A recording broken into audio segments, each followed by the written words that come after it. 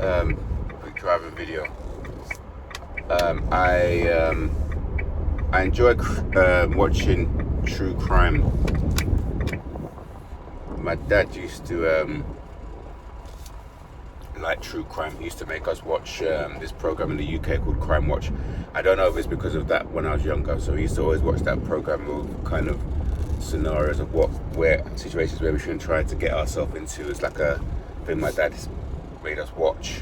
But I enjoy it. I find it relaxing. I like the cases that are not always straightforward, and the police and how they work out who's done the crime or the psychology behind it, the interrogation rooms, the clues, and the DNA, the different evidence, and I find it quite interesting. Anyway, and the psychology behind the people that do it. And why I'm speaking of that is that when you watch these programs, you see a big chunk of people, the criminals. Sometimes they, it's straightforward, and it's a case of they're sociopathic, psychopathic killers, serial killers, or abusers. But sometimes it can also be maybe a battered wife, or someone who has been abused a lot over the years, and then they react and they end up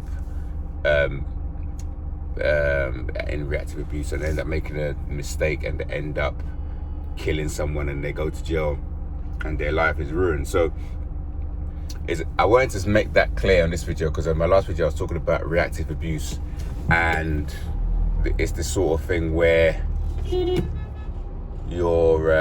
can be in a scenario and you react to something, or you're not aware about narcissism or bipolar, all these different cluster B mental illnesses, and the person is putting you through a number of different manipulations, and you end up literally losing control. Even though I do believe in this, in modern time, nobody should be abusing, or no one should be putting their hands on anyone. But you're in a scenario where you act out after you've gone through the cycle of abuse, the push, the pull, the constant discards, the constant lying, constant cheating, the constant gaslighting. You can react, and after you react, the person can accuse you. So I have a lot of sympathy and empathy for people who go through that, because I was a victim of that myself, or I don't like the word victim, I was like a survivor of that kind of scenario on a number of occasions at a time when I didn't have the knowledge. Now that I've got the knowledge, and I'm awakened, and I'm ascending, and I'm doing shadow work, and I'm seeing these levels of narcissism in people, I'm able to kind of spot this Jezebel spirit in people. I'm able to pick up on the feeling and frequency that a lot of people carry before they're able to play their games, their tricks. So it's very important that we educate ourselves. And what I'm also seeing when I'm making these videos is people making excuses, or people exposing what type of people they are,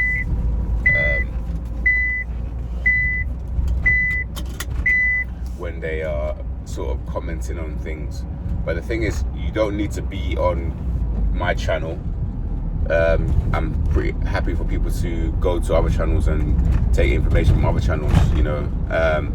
This is my channel, and I'm gonna communicate ideas that I want to communicate. These cretins, these people that make these accusations, they are people that are well known to abuse people, like throw stones, and then they'll hide their hands. So they'll do something, and then they'll act all innocent. Sometimes they're so calm, so you'll be freaking out after you've been through the ringer, and the person that will be reporting you would be so calm and nonchalant. I watched a program about this with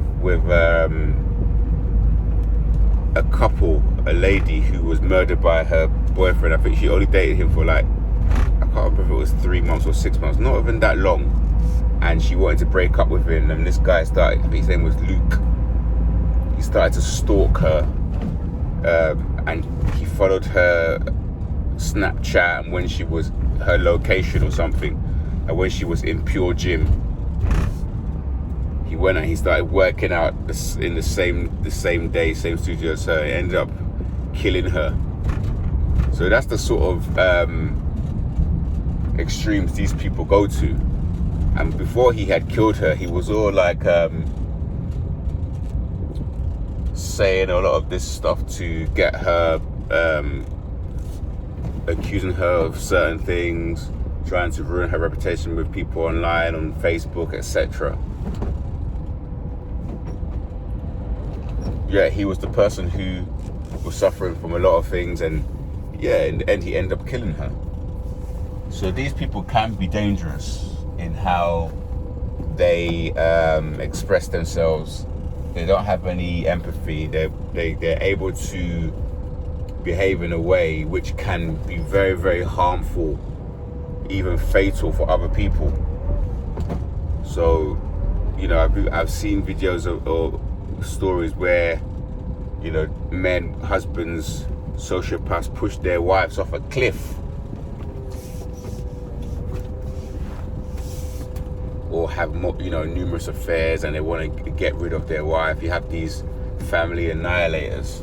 The thing that of this pathology that I'm speaking about in these videos is that when I speak about it, yes, we do take accountability and we're not perfect ourselves, but we go through our lives of constantly having to explain, constantly having to prove ourselves, constantly, you know, second guessing ourselves.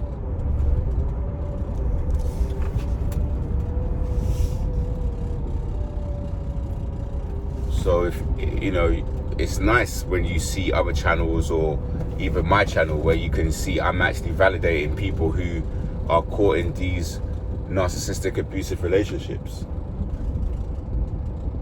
or they're in dysfunctional family systems where, you know, there's the golden child, there's the scapegoat child, you know, certain family members are put on a pedestal, other family members are literally just taking the leftovers. This stuff happens. Parents who have favorites, parents who train their children to be supplied to them, parents who make children compete against each other. That's how my dad used to do. They make the kids compete for their attention against each other. So you have this very toxic environment. You have siblings who don't get along, siblings who turn out to be very manipulative, who are jealous, who don't want you to do well, who are actually wanting your downfall, this sort of thing. It's quite sad, to be honest. As a family, people should, you know, work together as a team, love each other, support each other. You could even be a tad bit codependent on family. Every now and again, some support from, you know, your parent or from your siblings if they're in a situation to help you. I'm not against that. I don't mind helping people. I've done it in the past and I've been helped by siblings in the past.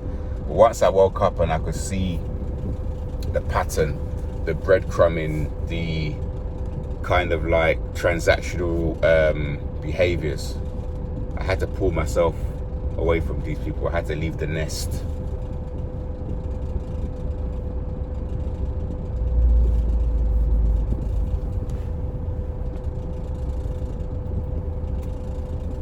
Don't feel guilty about talking about your story. You know, nobody really speaks up for us. We have to speak up for ourselves. We have to share our story, our truth. This isn't a smear campaign. We're not doing this to gather support, to gather validation, to gang up on the narcissist, to ruin anyone's reputation. We're speaking up because we're telling the truth of what happened to us.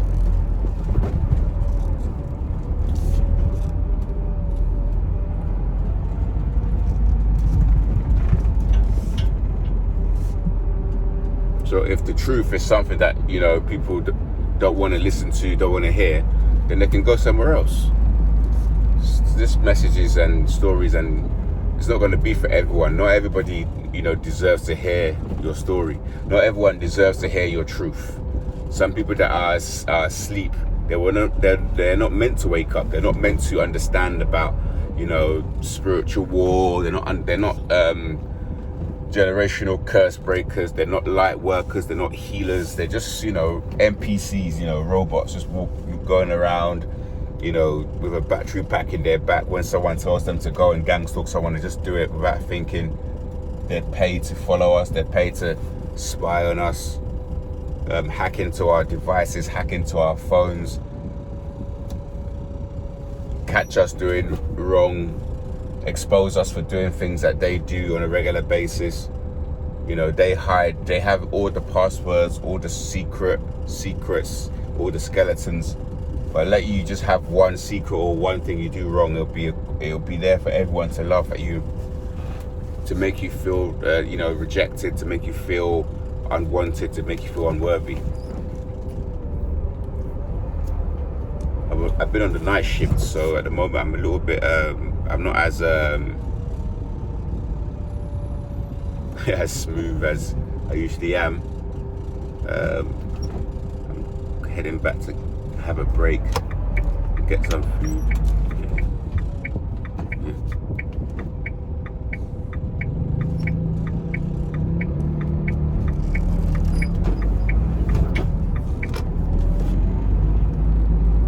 So, but yeah, that's kind of what I want to say today. Don't listen to these people who want to blame you for reacting when, you know, you were just doing what you could at that time, and you were put in a situation where maybe people didn't see what the person did to you. They only saw your reaction to it. They only reported the police against you for what you did in response to, you know, days, months, weeks, years of abuse. The way these people work, it's not done overnight. They sort of work, they break you down slowly over time, and they take joy in breaking your defenses down. They take joy in it. So yeah, you know, they play this game, they mirror us, they make us think that we found our soulmate.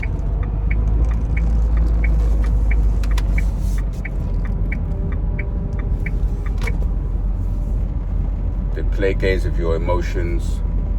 They get you trauma bonded to them, so you now end up being in like a Stockholm syndrome, where the people that you want to be around, or the person that you're going for comfort, is the person that's abusing you. I've seen it with family members where people rather stay with a person that's abusing them just because that person makes their life easier at certain things. So it's like they go to that person for relief, as it were, because there are respites with narcissism. There's respites where it's like everything's fine. So you be kind of asking yourself, oh, is it me? Is it am I overreacting? You start questioning yourself, but you're not overreacting. It was real. They do know what they're doing. They are abusing you. They are stealing energy from you. They are ruining your life. They're stealing your destiny. They're making you never reach your potential, because you're always in this like low vibration or reactive mode.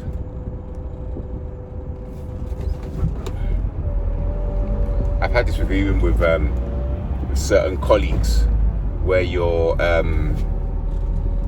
working with a colleague, narcissist. I used to call him the head narcissist, and he would go for days where it's like both of you're getting on well, you're meeting out, having breakfast before the shift, you're having coffee, he's even bringing you like a sweet treat, like a donut before the shift. Everything is great, and then someone joins the team, maybe someone that he's worked with for longer than you, and then he gives you the silent treatment out of the blue. Can you imagine that? That's happened before.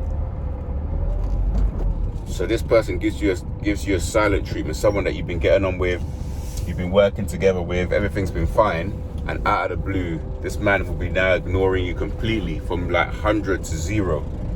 And you're like, what happened? What did I do? What did I do? And you've done literally nothing wrong. You've been listening to all of his problems. He couldn't speak on any of your problems or your issues, but you could literally write a whole book about his life, because that's all he does, all he talks about, all he cares about. You're literally helping him do the job, carrying tools, handing him tools, sharing your tools, sharing your materials, everything with him. And one day, out of the blue, someone turns up that he prefers, and you're relegated. They now turn on you. They now start speaking behind your back. They now leave you out. They go for coffees and lunch without you. They won't even tell you. They leave you on your own. If you turn up on site after them, like usually we all wait for each other. They will start working without you to make you feel like you've committed this very, very bad crime. So that's kind of what the message I wanted to get across. Today. We're not perfect. We can take accountability for our part of the abuse that happened to us. Like, we chose the people, we chose to stay. We didn't have the information at that point. We were not clued up. We grew up in dysfunctional families where toxic situations felt exciting, or they felt like normal to us, because health relationships didn't have that same charge. So some of it is our fault. But don't also take the bait of people that are acting like, oh, you know, that you are, you know, to blame for everything because you reacted, or because you didn't know what was going on, because you didn't know about narcissism at that time. Just now you know, moving forward, just keep getting the knowledge, keep watching videos, keep reading journals, keep